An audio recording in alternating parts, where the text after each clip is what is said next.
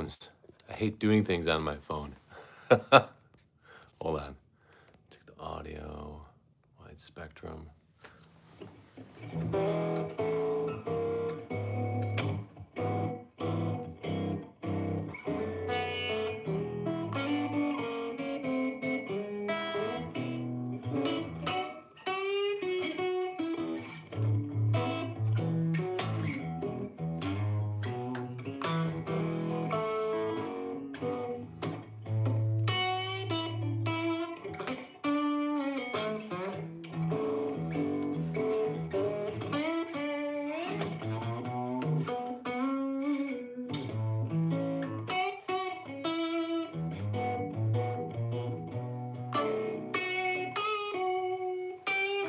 Otto, what's going on, man? It's been a long time.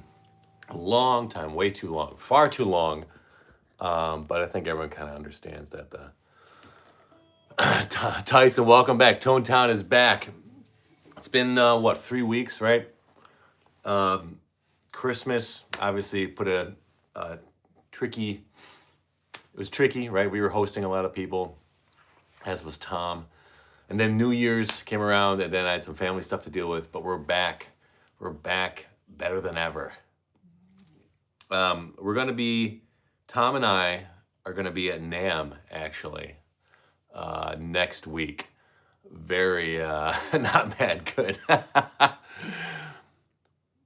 It was a Merry Christmas. Thank you, Otto, and to you as well. It was a very Merry Christmas. It was great to see all my family. It was great to see my parents. Miss them. So it was really nice. But we're going to NAMM next week in Anaheim. My first time there. And Tom's been there like 4 or 5 times. He's like a NAMM veteran. And he's going for Premier Guitar. Like they got him set up.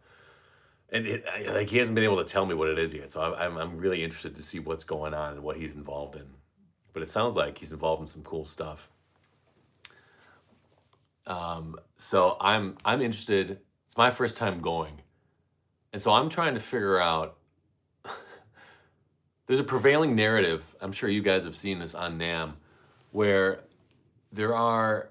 it's like cool to look down on NAMM. Like, oh, it's not cool anymore. It used to be cool, but it's not cool. Tyson, yeah, I do remember that Gretsch. Yeah, I have reached out and like no one's gotten back to me about it. Did you get one by chance? I'm gonna go to the Gretsch booth. Does Gretsch have a booth at NAMM? There's so many brands that aren't gonna be there that I thought were gonna be there. Your wife bought you one? Oh, you lucky duck. Congratulations. Is it as good as everyone says it is? Wow, bravo. Oh, you lucky. Well, not you lucky. Your wife's great. That's a great gift from a wonderful wife. Oh man, I want it so bad. So I'm gonna stop by the Gretsch booth. Wait, I gotta be able to find out. Gretsch guitars, NAMM 2025. Gretsch will be at the NAMM. Oh, booth 6217. Okay. Well, I'm gonna go there. I'm gonna check it out. Because it's only like $700, right? I mean, not only, but you would expect a guitar like that to be, you would expect that to be like $1,800 or something. Is it even listed here? Yeah, here it is. $700. Like, is there anything that you have felt while you played it that made it, you're like, oh, that's where they cut corners, or that's where they obviously did not. The body shape is so unique too. These photos don't do it justice. It's hard to take photos of a white guitar. It's hard to take photos of anything white. But they should have put it on a blue background. They should have put it on like a really cool, like dark blue background, because the gold would have popped. Anyway, that's just my opinion.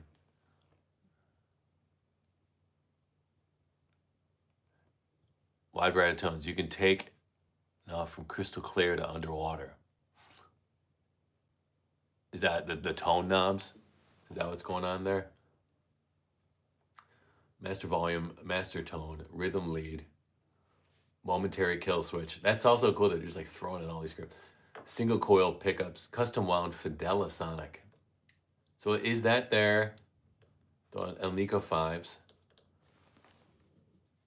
Yeah, Alnico 5s are pretty, aren't those like more aggressive, right? The Alnico 5s, like they have a lot of low mids. Am I wrong? I have like no idea. People talk about magnets, and I'm like, I have no idea what that different magnets have a different Kurt Cobain's guitar. Wait, you can take.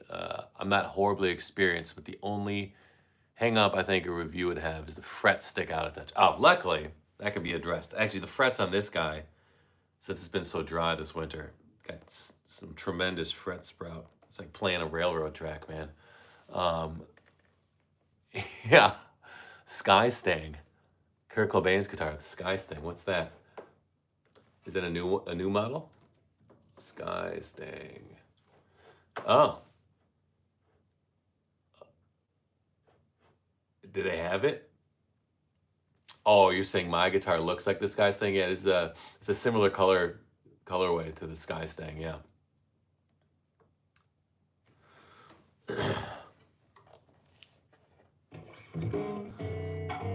Here's a brand that I'm really excited to check out. I need to check out Blue Guitar because I've been dying to try the Blue amp.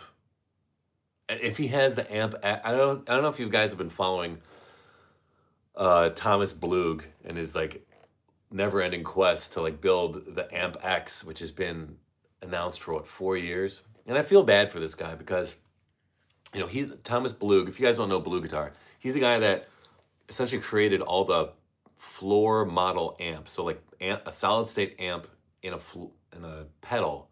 That was like his thing at Hughes and Kettner, and he developed all that technology for them. And he's a great guitar player too, like really good. And he's been around for a long time. And so then he left Hughes and Kettner to create Blue Guitar, and he created these great sounding little pedal amps, or at least they sound good on video. And then, what's that? Black Star comes out with like literally the same thing, and they call it the amped one, and his is called the amp one. I'm like, oh my god, like that's so brutal, and really you don't have any recourse. Black Star is, I think, is a I don't think it's an American. I'm not sure if it's an American company, but it doesn't look like he'd be able to get with it in patent court anywhere because he is German, and he's in Blue Guitar is a German-based company. So like, there's just like nothing he can do essentially. So he's been trying to work on this thing called Amp X that is like any amp you could think of, but it's all analog. It's essentially like if you took Origin Effects Revival Drive and then you put like 100-watt Class D power amp in it, which actually would be a great idea. And then he also has like a tube in it too. So I think he uses like the new tube technology that Korg developed. Do you guys remember that too? This is like 4 years ago. They came out with this thing called new tube technology. And it was like a big deal. I bought one of the pedals and there's none left. I have a power tube reactor pedal. Anyway, I'm excited to see Blue Guitar because I want to see if it's good because everyone says it's good. I'm missing the chat here. Sorry. Gentlemen, I don't know reviews or anything, but I can throw up a video. I'd love to see yeah, please. Yeah, send up a video. Otto, everyone played it, said it's really great amp. Right, I know, right? Yo, happy Friday. Sean, welcome. Anyone requesting songs? No, but you can get that band hammer ready. So so I'm gonna meet with Korg too because I know the guys that are running marketing for Vox, which Korg owns Vox. So I'm gonna stop by Korg, be like, hey, that new tube technology, like, what's going on here? Because Korg owns Roland too. So I want to figure out. Sorry, Sean. So I'm going to NAMM, Sean, next week. First time ever. I'm pretty excited. And but I want to figure out like what's going on. But mainly, I want to diffuse the notion that NAMM is not cool. I'm like, I bet you it's cool. And if you're an introvert, like NAMM is probably the worst place to go. I agree with that. But if you're like, I'm familiar with trade shows. I used to work in software and trade shows. Like that's where if you wanted to be successful, you got to introduce yourself and meet as many people as you can, and be very humble. Essentially, you have to assume that every person you meet could help you. At least the first couple of years are going. And I'm going to be shooting a video with Goldie. So I'm gonna try to get a lot done. Um, Steve, welcome back, brother. Pretty excited. Yeah, I think it's gonna be cool, right? I mean, and so I was saying one of the brands I'm excited to see is Blue Guitar. Goldie is going to NAMM, and the storyline is that he's gonna fall in love, but not with another pedal. He's gonna fall in love with like a booth girl, like a woman, human, and I'm gonna essentially like so I can actually visit booths. He's gonna go to a booth. He doesn't come back because he falls in love with the girl working the booth, and so the rest of NAMM is me looking for him and going to different booths. So I was like, that's a pretty funny storyline, I think. And then us like arguing in the hotel room, where were you all day? You know, stuff like that. So yeah, I'm gonna try to. Obviously, I have to find a woman who's okay with that. She's only gonna be in like 2 scenes, and I'm gonna have to pitch on the spot, which I'm comfortable pitching on the spot. It's just something you got to do. And I'll say like, listen, I'll tag you guys. Like, I'll get you. I'll take some photos right now for you guys if that'd be worth it. But it's just like it would be just 2 scenes of her flirting with Goldie. Like, oh, I love your knob, you know, or something stupid like that. And then me like, oh, and then he does a whole big thing where he's like, well, I'm staying in California. I'm like, you're leaving us again? So, Fano and oh, they're re-merging. I didn't realize that. Just put Tom in a wig. Wait a second, Fano and Novo. What? Oh, I didn't know that. That's cool, right? Who created Fano, or who was running Fano though while Novo split off from it? And is Fano?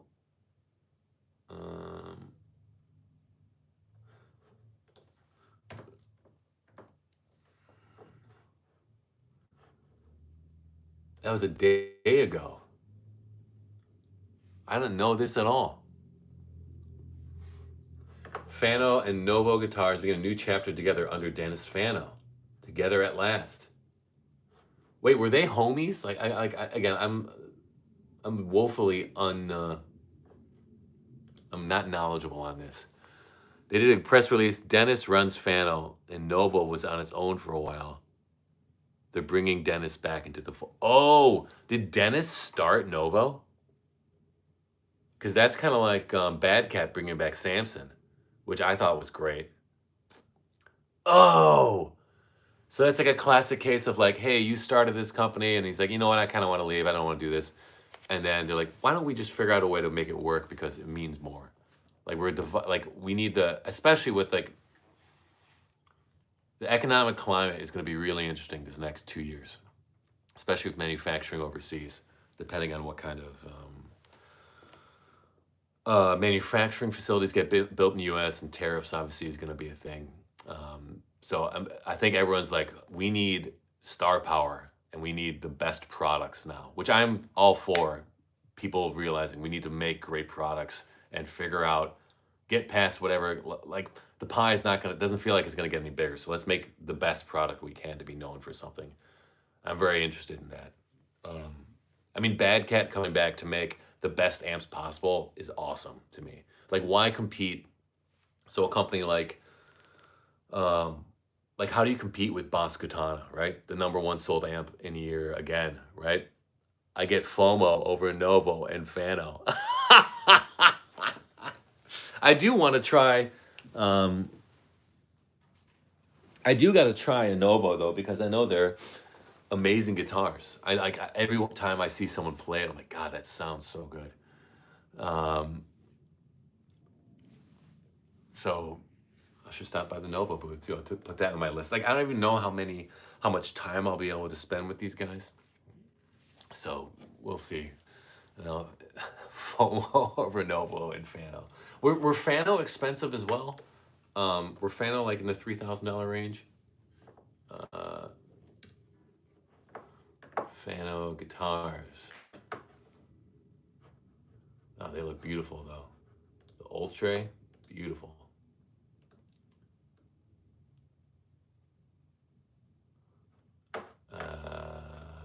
Cost savings. Where do I buy them? Fano guitars. Are they in Reverb? Oh, Fano electric guitar. How come I can't find any for sale? Okay. Oh, they're $5,000. Okay, so I get. Oh, okay, so now I'm kind of confused.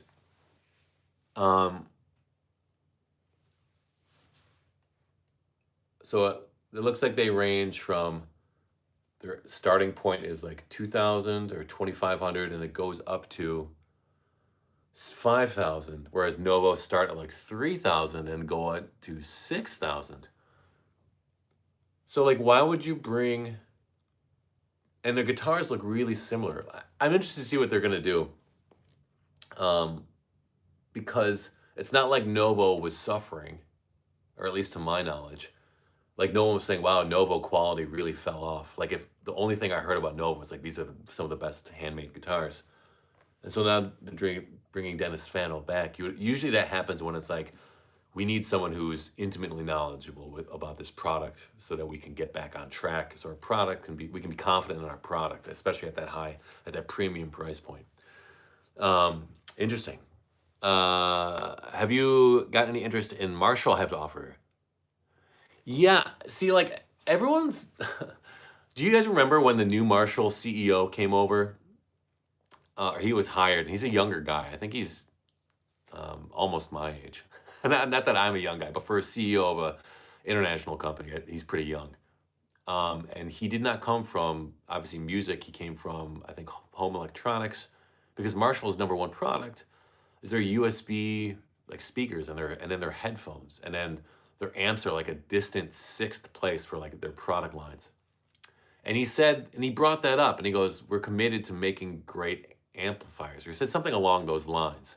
And everyone freaked out. Like, they're going to get rid of amps? I'm like, guys, and this is where I get, I don't want to say I get frustrated, but I don't mind that people don't, it's not everyone's responsibility to be knowledgeable in various industries and to be able to decode corporate speak, right? But it's really important that if you're a mouthpiece, or if you are if you're trying to run a kind of communication channel, right? Like all YouTube channels are, you at least have to be somewhat knowledgeable on like, can you decipher this press release and what's actually being said, at least compared to the market? And that's the one thing that drives me nuts. I'm like, he wasn't saying he was going to get rid of amps. It was an interview with, oh God, who was it with? Was it with Guitar Player? I think he was trying to talk about the reality of it. I mean, imagine you're a CEO of Marshall and you come in and you've been hemorrhaging money on the amplifier side. Like one of your product lines, the product line that you're technically known for, is the thing that's actually killing your company. It's like, what do?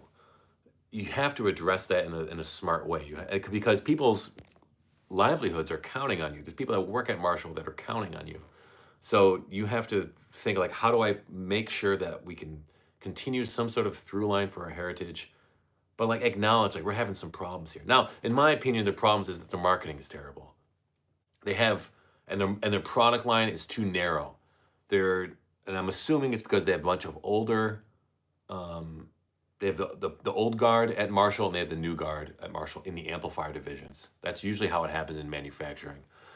In manufacturing, you have the guys that have been there. There's some guys have been like 25, 30 years, right? I'm sure any of you guys have worked at any company. There's the veterans who are cranky, and then the new guys who are looking to expand and who are more in touch with what the market is saying. That doesn't mean that that's right. It just means like they're hearing what's happening on the ground.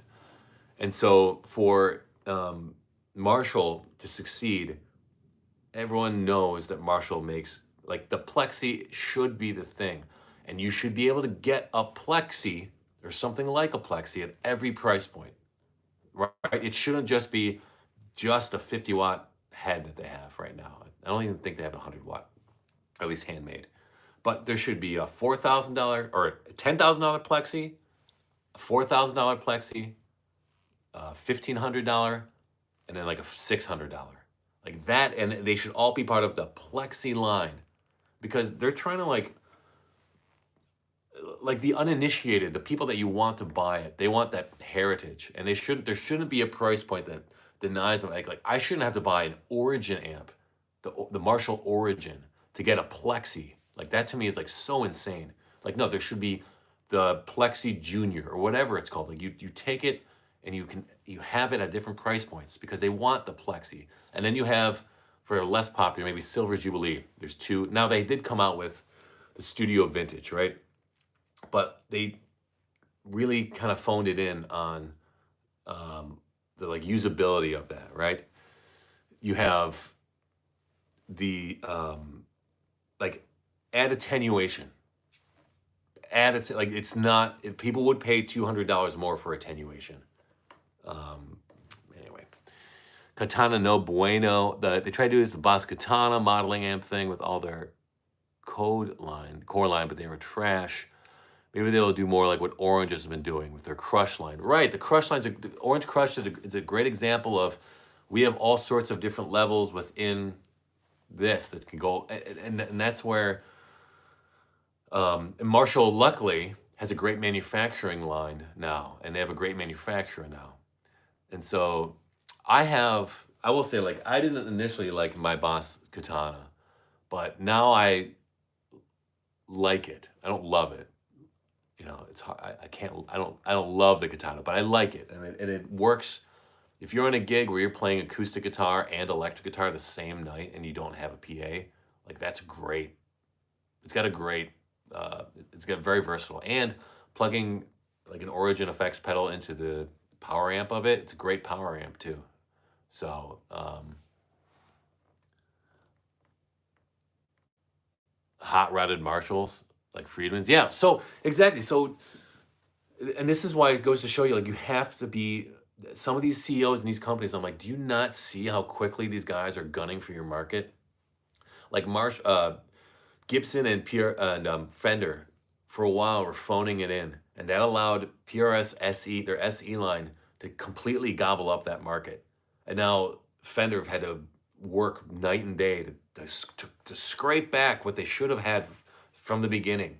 Their Squire line took a long time for them to get it going in the right direction. And then their Player Series, that was like a 10 years where everyone said, don't play Made in Mexico Strats. And now finally are back. But now it's like Fender Player, like, would you rather play a Fender Player Strat or Silver Sky? Like in a Silver Sky, you can get for like $699. So it's like maybe a Fender Player Telecaster at that point. But now it's like you could get a Sire. These guys just weren't thinking far, and they weren't thinking that like someone's gonna come get us. So Friedman's another great example. Friedman and Sir were making these great amps at a similar price point, and were able to completely undercut the market from Marshall. While Marshall was sitting on their hands. Like, it just doesn't make any sense why they would allow that. I think I hope they do. And it really just comes down to, it's like, and you notice this at car companies now. If you don't love your product, someone who loves a product is going to make a better product than you, because it takes like a love and an obsession about your product to win when it comes to manufacturing. I mean, you can tell the people who created the Origin weren't like thrilled. It's like, this is a great amp. Like, well, what is it? What is this for? Why did you make this? And then it was like an apologetic amp in my mind when I saw it and I heard it. And I'm not to say it doesn't sound good, but it's like I'm like, this is not going to win you back market share. You're not going to get people going Marshall's back, and that's what you want for these great historic brands. You do need them to lead. You want them to be successful. I want Fender to be successful. I want Gibson to be successful. They need to be, and the way they're handling this Mesa Boogie thing is very bizarre to me. Now, that being said, I'm sure it's really hard to run a company that size. It'd be really hard. It'd be a lot of pressure. So I'm not saying I can do it better.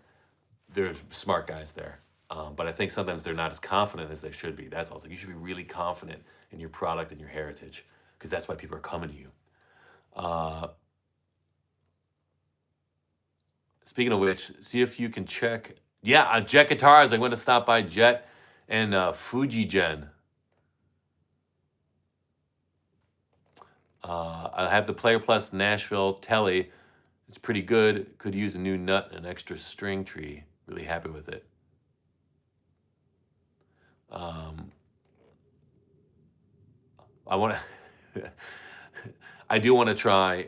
Yeah, I do want to try those Jet guitars because I saw what was that Guitar Geek? Check.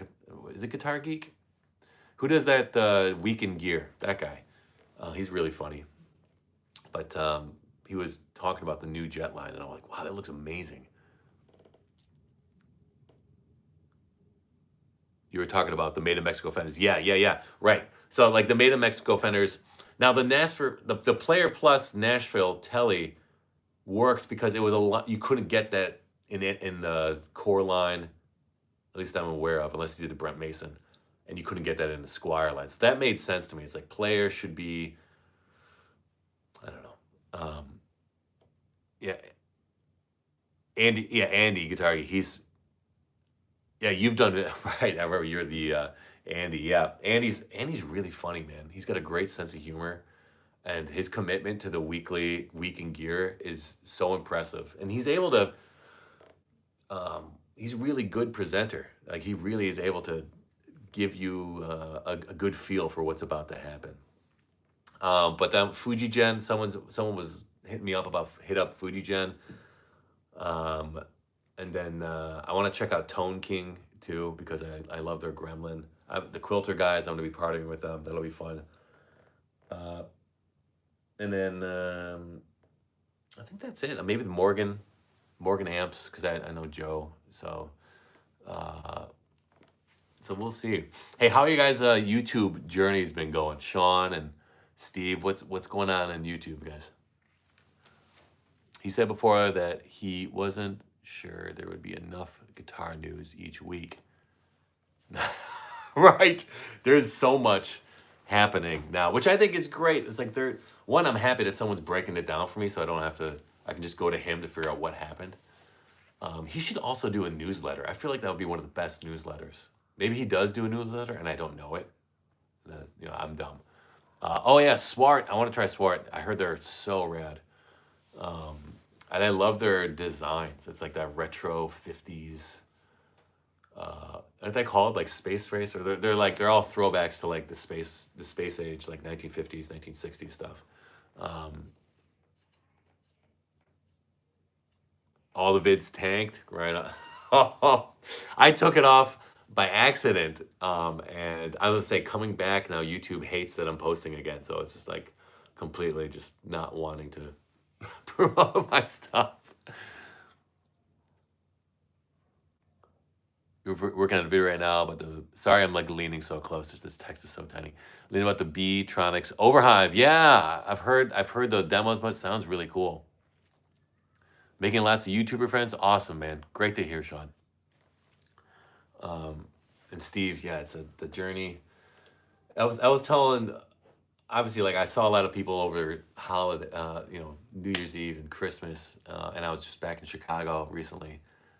And they're talking about YouTube. They're like, so like, what is a good YouTube for you? I'm like, literally, there's no amount of views that it could get that would ever make me happy. And they were like, oh no. I'm like, no, that's just how I am. I am deeply unhappy. I don't show it, but I'm deeply unhappy with things that I create. Even something as silly as a YouTube video. Wait, Steve, I'm going to your channel now. I gotta see what's.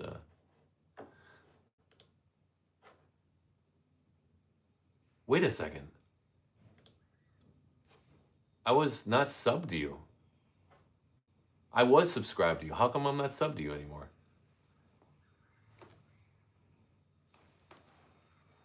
But there's no amount of views that'll make me happy, and like does making does YouTube make you happy? I'm like, meeting people, meeting you guys, that makes me happy, right? Creating silly storylines, I'm happy about that. But showing my videos makes me deeply unhappy. It's just, and I've been like that since a kid, man. I remember like my first jazz performance when I was playing trumpet. I was deeply unhappy for weeks, just like, ugh. I was so disappointed in myself.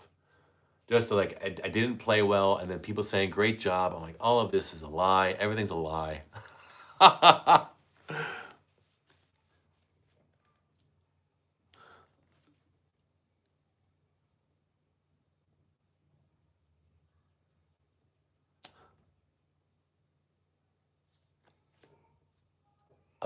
Sorry, I'm reading and I'm not saying anything. It's like, is it frozen? Um, so we got here. Will, tell us about what you love about Quilter. Um, I love their super block. I think the super block, like the super block, I'm always gonna have a super block with me on any gig I go to. It sounds amazing. I love the 57 setting on it. At the Super Block US. I think, and it's incredibly functional. It's got great feel, great pedal platform. Um, Great for recording too. I mean, so my Quilter video is coming out in 2 weeks. It's a really, really big video. I've had to. It's a really insane video, and it's definitely the most ambitious one in terms of storyline that I've had. It's not like the visual effects aren't anything crazy. There's some green screen, but the storyline and the editing and the performances are something that I've really worked incredibly hard on. So, and I'm really proud of where it's coming. I think it shows the Quilter amps. So I did the Quilter Super Block US and the Cub UK, and I feel like I really made them sound very good. They sound good, but a lot of people. Here's the tricky part about, um, and it's not just solid state amps, it's any amps. It's that sometimes people stop trying to find the good sound. They'll like turn it for a little bit and they're like, I guess it just doesn't sound good. And in my experience, only like 10% of products will sound good without touching anything. And it's usually because they're doing something that's already been done. And so with products outside of that, you have to go like, where, what am I listening to? Why doesn't it sound the way I want? And then you have to, once you get in that direction, you go, there it is. That's what I want it to do. That's what I wanted it to sound like. Um, and I really think I showcased them in a great way. Uh, yeah, US Super Black. It's so rad. Um,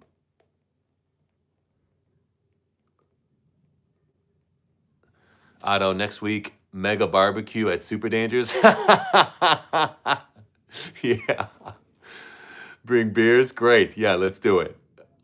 Huge thumbs up for US Super Black. Yeah, it's a really great, it's a really good product. I'm surprised that that at the very minimum it should be everyone's backup amp, because it's a frigging loud amp for 25 watts. I'm like, that is so loud, um, which is great. And then huge fan of my epic storyline. Oh, thank you. Every time one of those drops, my girlfriend and I love to watch. Oh, it's incredibly generous. Really appreciate that. Thanks, Ryan.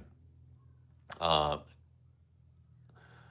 I want to do more Super Danger movies. It's gonna be tricky because I guess I'll let you guys in. I pitched Sweetwater on a very big concept, and it essentially it wouldn't be a movie, but it would be like 45 minutes of narrative.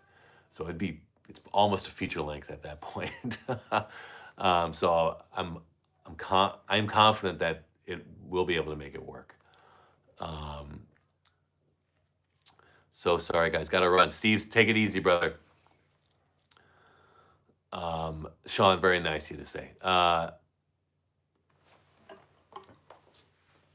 Yeah, it's weird. It's weird too because it's, the movies, the long format stuff. Only two of them have really hit. Obviously, the Silver Sky one, and I think that's because people like the Silver Sky.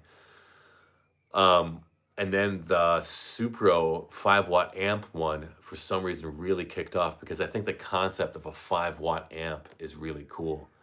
And so I'd love to be able to, gosh, I'd love to be able to have one of those storylines for a launch of a product, because the Duke of Tone one, I spent so long on that, and hardly any not hardly, but only 3,000 views on that. And that's, and then I'll post a video about me talking about John Cordy. And obviously that kicks off because it's relevant, but relevancy is really important to get people to watch your stuff. It has to be recent, it has to be very poignant, or it has to be controversial. That's what gets people interested. And so I don't want to be controversial. I don't want to be, so I'd rather be recent and relevant. So the one thing I'm nervous about, I will say there's one thing I'm nervous about at NAMM, and that's playing guitar in front of so many different people. Not that I'm not used to that, but like I'm nervous because you see these videos and it's like people huddled around because they're all waiting to play too. And so while they're waiting, they'll just be looking at you play. And I'm worried I'm just be doing like the same riffs over and over and over again.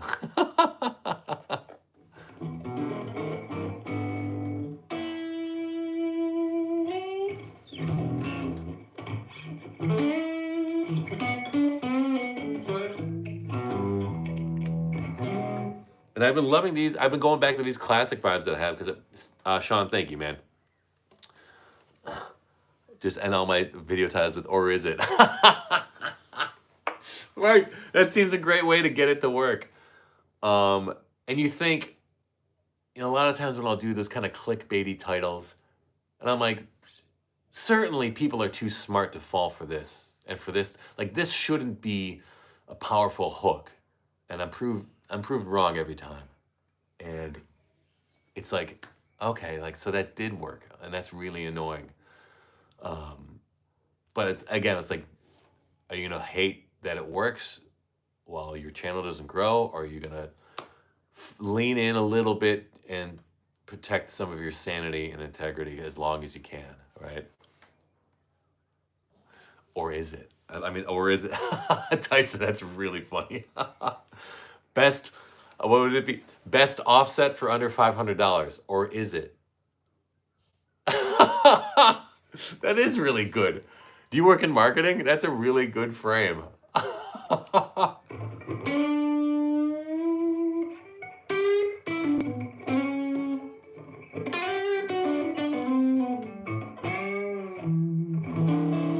The one thing I've been working on lately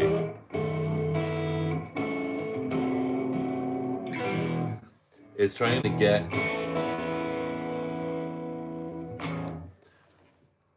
make sure that I can go between rhythm and slide. It's really hard. So I'll be doing something like,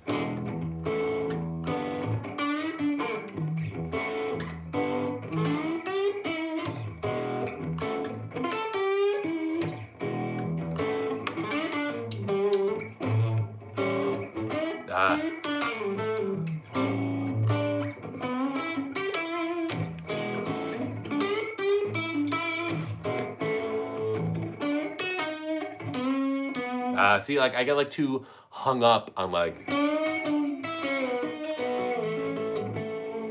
this is the Ariel Posen rock slide, because I had another slide and I would always catching my finger, see how it's got a rounded end? When I had the other one, I would like get caught on strings because I'm not good enough. And so I was like, this is like training wheels for slide. It's a lot heavier than my other slide. But I found it really, once you get used to the weight, and I found that the weight is actually helpful because sometimes you feel like the slide is flying around, whereas this makes really good contact with the string.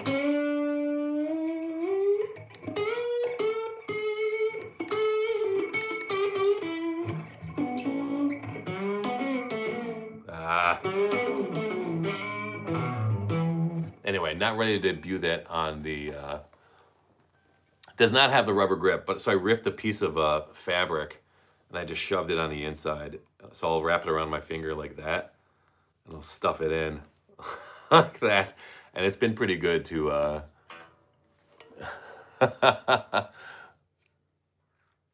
you're the least experienced players here when you talk about being not good enough. I mean, not good enough, I'll never be good enough, is in my opinion. I guess that's just. But I wasn't good enough at slide to like. I was trying to run before I could walk, and I feel like this is a good way to like. Um,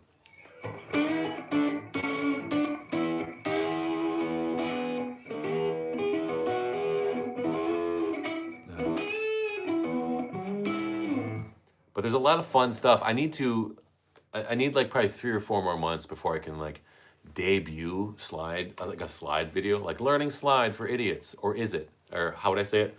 Slide guitar is impossible, comma, or is it? That's actually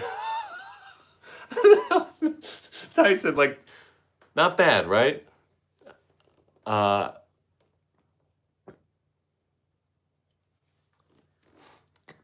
good, Tyson. I mean, Tyson, you gotta to push harder. It's just if you become obsessed at getting better, it's really helpful because I don't know. I feel like being obsessed about something is. I get really obsessed with, as you can tell, like I get obsessed with stuff, and I can't stop thinking about it. And I found that that's more helpful than any motivation or any goal I'm trying to get. It has to be something in my like. It has to be something that is not necessarily healthy for me to really break through. It has to be something that I'm willing to. I don't eat for 14 hours because I'm working on this one thing because and I've been like that since I was a kid. It's just if I get obsessed, and to my own detriment, I should say, because if I'm not obsessed with something, it's very hard for me to get things done. I'm dragging my feet. Um, yeah, so like Sean, I'm same as you. Tyson, I'm same as you. There are YouTubers where, um, and right during COVID, I was like, wow, these guys are really cool. They're doing, and Rhett's old videos were a great initiator for me to be like, oh, cool. Like, these are really interesting videos. I know a lot of people have opinions about him, and I don't know if I would be his buddy. Maybe I would be his buddy. Who knows? Like, maybe he's really nice in person. I have no idea. But his videos, his initial early videos, I thought were really fun and genuine and honest, and I liked what he was trying to get across. Um, and it wasn't. Now, again, like my only complaint with a lot of the bigger channels is it just doesn't seem like they like guitar, and that's weird to me. But that's a me thing where I'm like, if I see someone who says I love guitar and their face is this, I'm like, do you love it? Because it doesn't look like you love it. It looks like you like it, maybe. Looks like you're okay with guitar. Joey Landreth, yeah, Joey Landreth is outrageous on the slide. Um, right, guitar, yeah, it's 2 years you committed to buying lessons. Right on.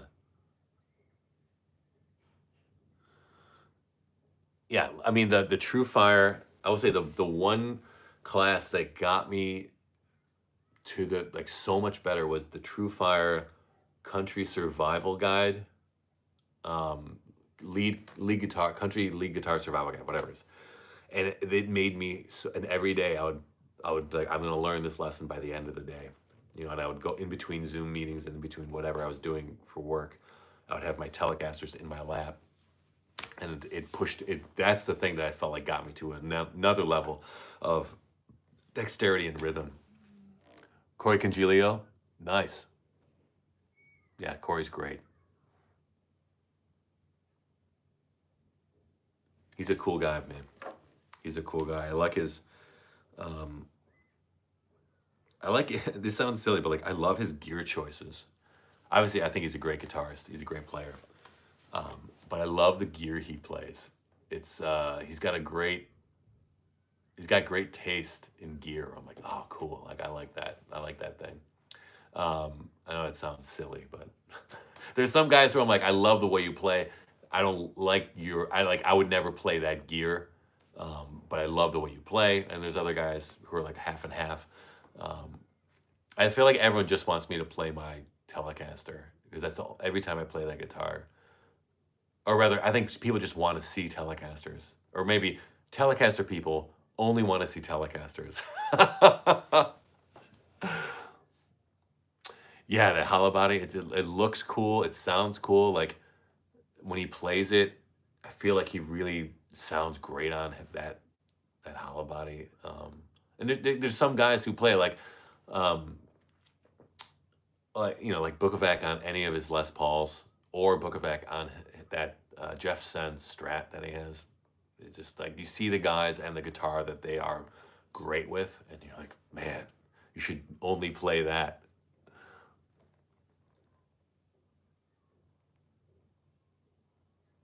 Um,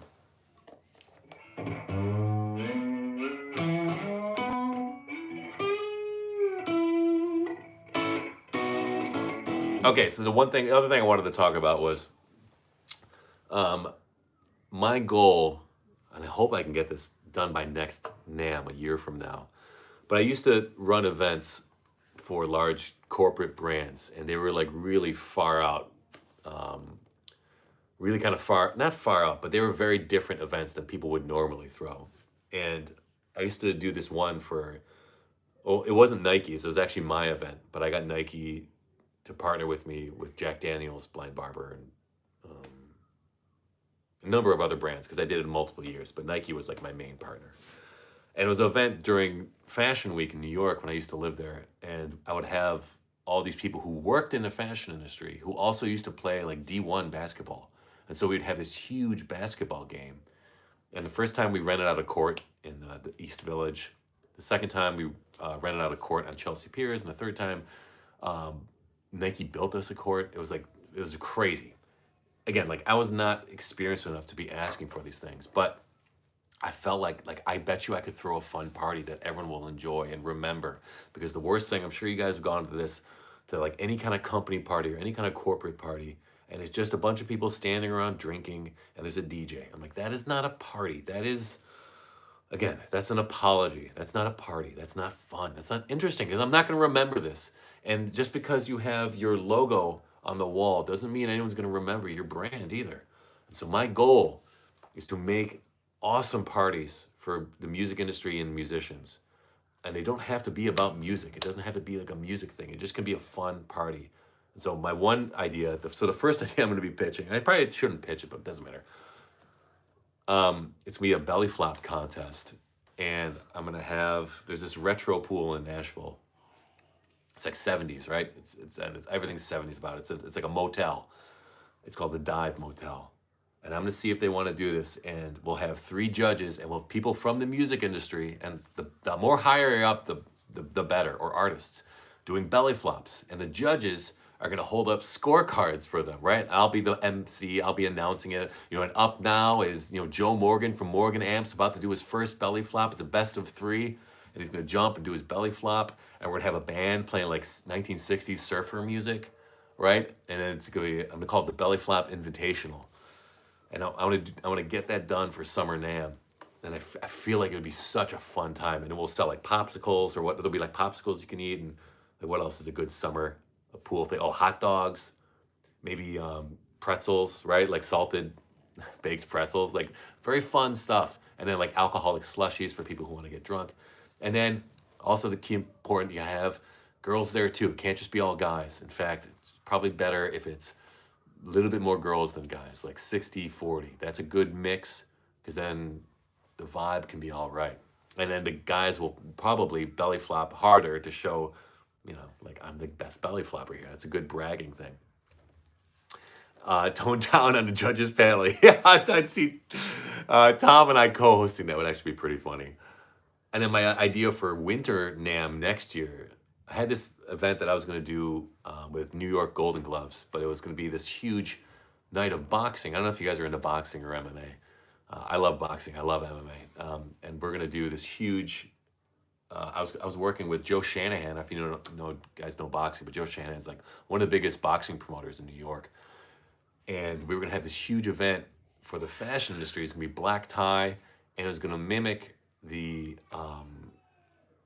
when Joe Louis fought Muhammad Ali, and Frank Sinatra was there, taking photos for Time magazine, and he was in a tuxedo, and he's got this big camera with this big flash on it, and like the photos from that night, it was like everyone from music, actors, everything. It was a very cool night, and I was like, oh, we should throw another one of those things in that same vein where it's a boxing match, have it be Golden Gloves. It doesn't have to be pro boxers because then you have to involve like the mob, and I don't want to do that. But you involve Golden Gloves, which is a great organization, great amateur boxing, and they support a lot of youth programs.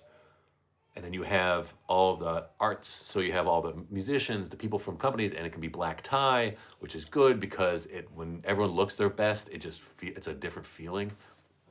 So that's my goal for a year from now. We'll see if I can get it done. I'm gonna pitch that hard. Or is it? Tyson. Girls that are willing to participate in a belly flop event.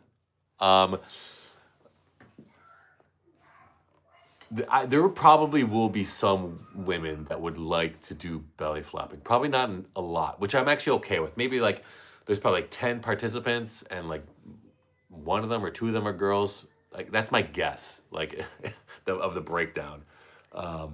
But I think it's going to be I think that'll be a really fun event.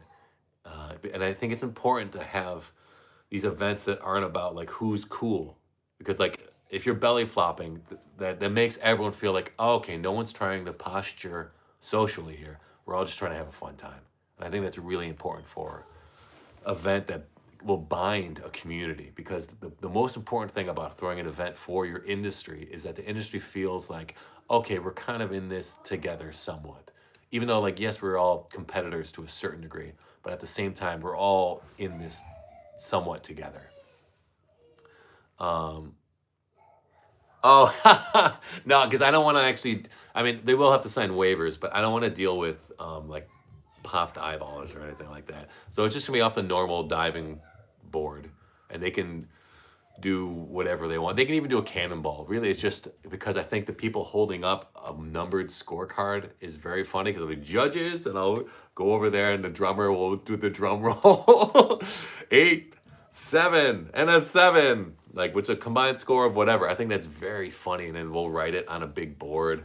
That just like makes me laugh thinking about that, because then while the people are getting ready, next contestant, come on up, and then the band plays a quick little like 90-second, like ding ding ding. It'd be like I have a guitar. What am I singing this way? It'd be like.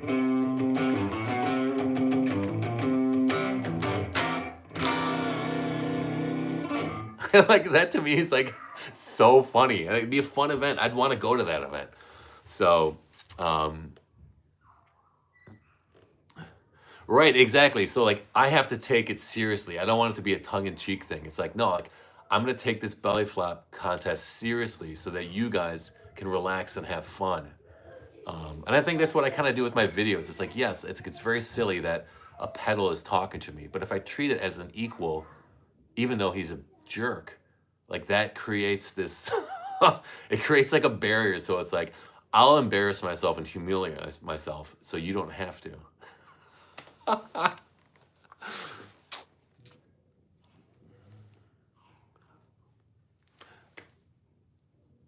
Yeah, right. Yes, Sean, that is so funny. Yeah, when he has this like, or like, we can have a guy in the James Brown where he comes up in like a gold cape and like throws it off and then jumps.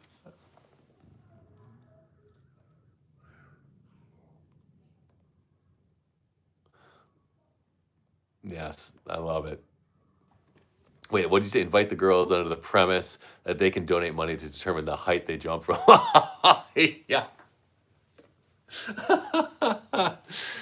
And so I think maybe I'll have, I can't remember. I don't think they have a high diving board there. I think they just have a normal diving board because it's like a 70s kind of thing. So we'll see. Anyway, so we're coming up on 55 minutes, guys. Thank you so much for stopping by. I'm sorry that we were off the air. We're going to be reformatting Tone Town. So Tom and I are going to have it so it's a normal vertical or horizontal live. And we'll have like a proper show format. We're going to be meeting at NAMM, obviously, to talk about that. So it's going to switch from this format, which I hate with the terrible audio and the terrible lighting that I can't control, to something that looks and feels pro, because I still want it to feel like it's part of this like retro universe that I've been trying to create, because I think that's really fun. I think that's really, that keeps it interesting. So, oh, Chris, what's going on, my guy? So, I don't know if you guys saw it. So, Chris Insidioso is in this chat. He is the drummer in this band Treaty of Paris that I was in, and one of the funniest guys I've ever met. One of the best rock drummers I've met. So, Chris, thanks for stopping by. Appreciate it, my friend.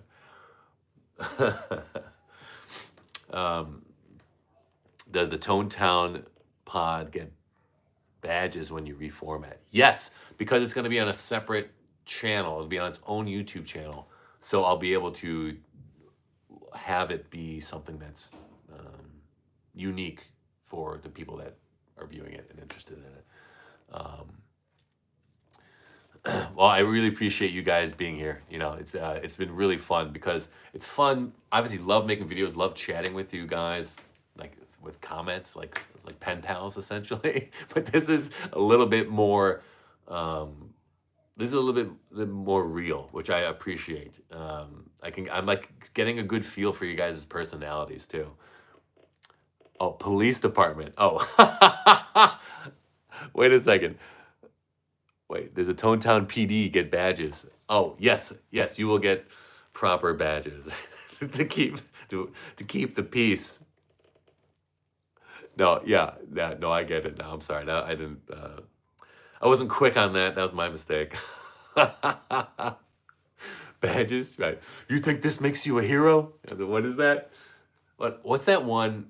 Okay, last thing, and then we're gonna go. The Steven Seagal movie, Above the Law, and Nico, right? He goes into that bar and he goes, "I'm telling you, this guy would be nothing without that badge and that gun."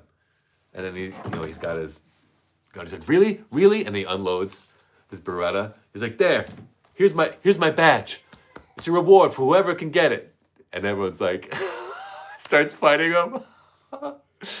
But that's, yeah, you would be nothing without that badge. See, that's what people coming in requesting a song, that's essentially what they're saying. You think I need the badge to get one over on you? I ain't the freaking one.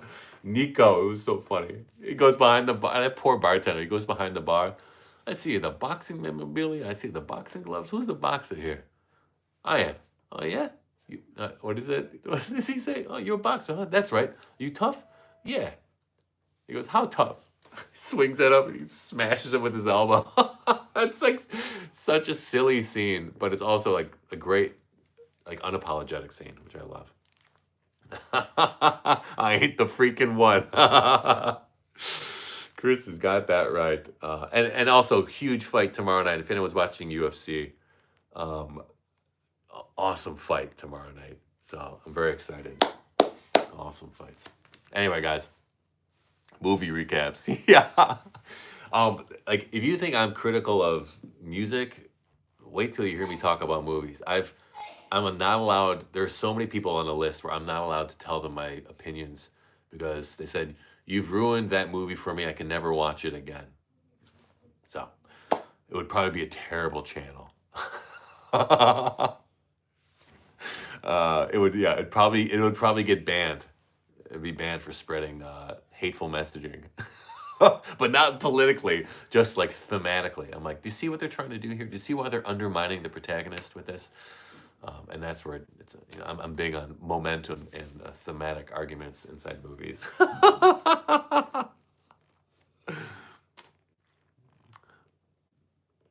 I'm Google for real filler quotes. All right. Guys, thanks so much again. Appreciate it. Happy Tone Town weekend, and I'll see you guys out there on the internet. So long.